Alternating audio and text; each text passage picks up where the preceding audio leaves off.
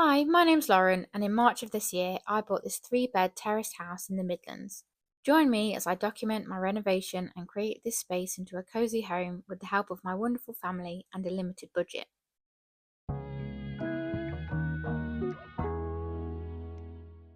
While I wait for my funds to grow again, I'm working on smaller projects on my house, like my pantry. It's the understairs cupboard in the kitchen, so a perfect little space to store dry goods, cleaning supplies, and extra kitchen stuff. We'll get to my plans for the space in a bit, but here's what I had to do first. The flooring needed ripping up and replacing. Initially, I was going to just carry on the flooring from the kitchen, but unfortunately there is a steep slope down in this cupboard that the laminate flooring wouldn't lay flat. I already had this sticky back vinyl flooring from my failed temporary bathroom makeover, and it wasn't far off the colour of the kitchen floor. So using extra glue, I stuck down the vinyl planks as far back as I would like the room to go. My plan is to cut off the very back of the room and have a small cabinet at the back to block off the space. We made a frame to sit at the back of the room which will be panelled, and then the cabinet can sit against it.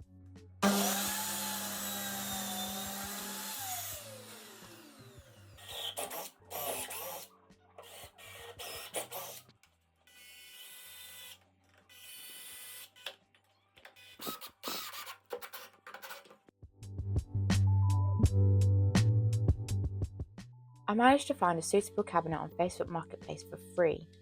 Now this cabinet needed quite a bit of work as it had an unpleasant smell, was scratched up by a cat, and had some bigger chunks taken out the doors.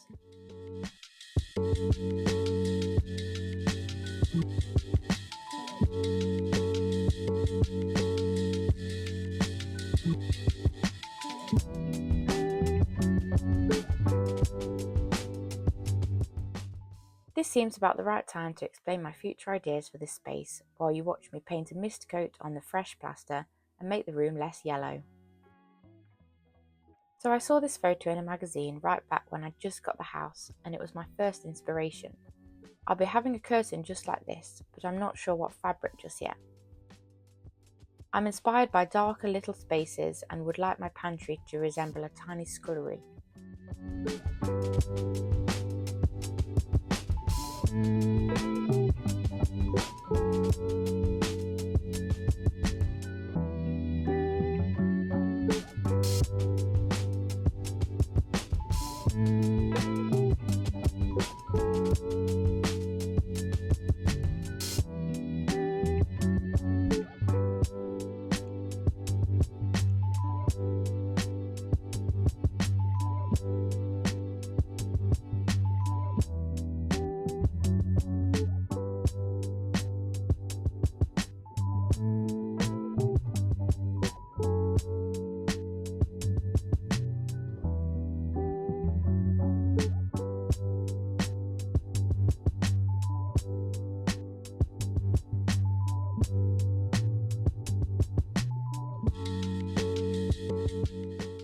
So I've just gone to B&Q to pick up a sample of brown paint for my pantry.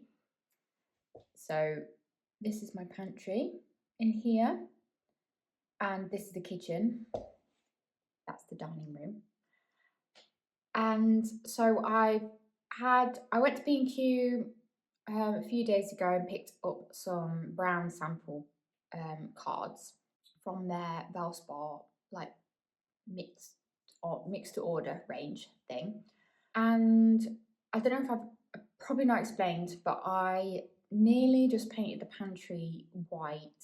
But I want to make the pantry a bit more interesting, and it has got a light in there, as you can see.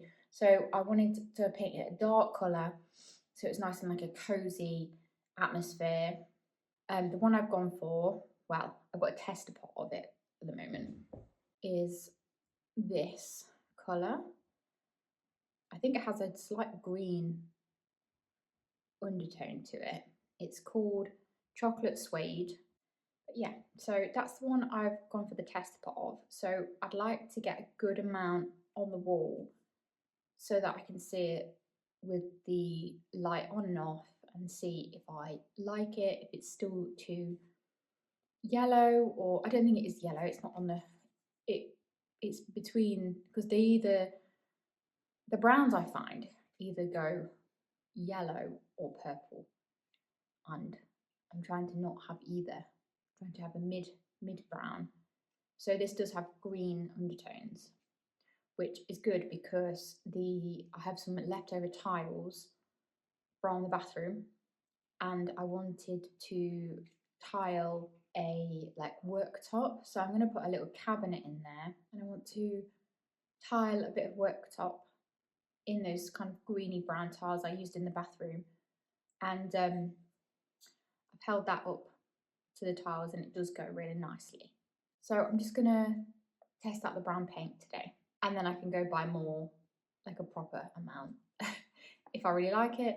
And I think I also need like the wood paint type, which is a bit annoying because I need to paint skirting boards and the whole cabinet that I'm putting in there. So that will need a different paint, not just matte emulsion. Now, this bit down here, so this was plastered up to here for the damp proofing, and then I've sanded it, but the join was still really visible. So I've kind of, with my joint compound done, kind of smoothed it up, but that still needs sanding. So I won't be painting this section. I'm just going to paint the top part for now. As I've already started up here, I couldn't help myself. I had to start painting. So I'd like to get 2 coats on a section here by the door, but then also that bit down right at the back, because I'd like to see how it looks down there. If it looks too dark, too yellow, because I know the light in here is quite yellow. We'll see how it looks.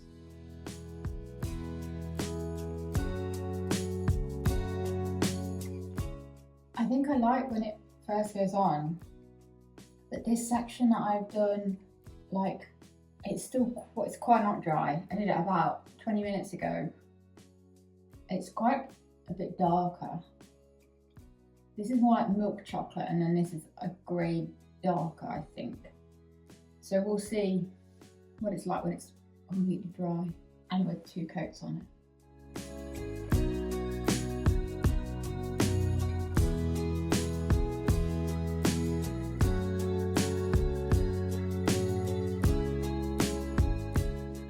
Right, let's see how that dries. And I've done the edges of this back section so I can kind of see what it will be like. I quite like it. I don't know what it will be like because the whole space is very tall actually, so hopefully it won't be too cramped, but I'd like it to feel kind of like cave-like, cozy cave is how I'm imagining it. I think I'm going to have like a little lamp in here. It'll have to be battery powered lamp because there's no electric in here, no sockets, and like brass finishes, and then I'm going to have a curtain on the front here.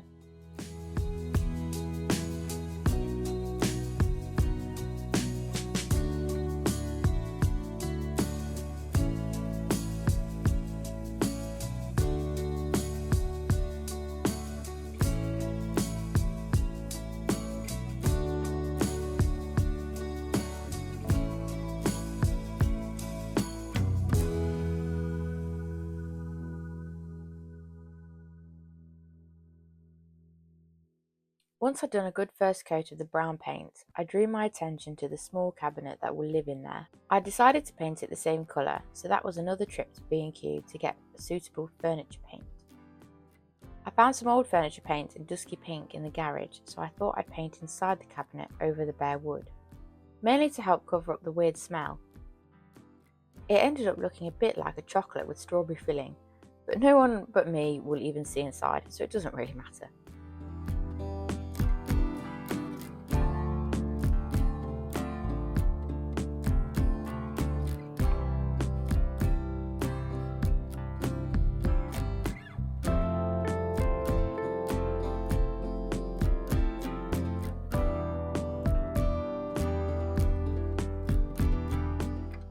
That's all for this year. I'll be ready to start again in January, but for now, here's some clips of me making my first wreath under my mum's instructions.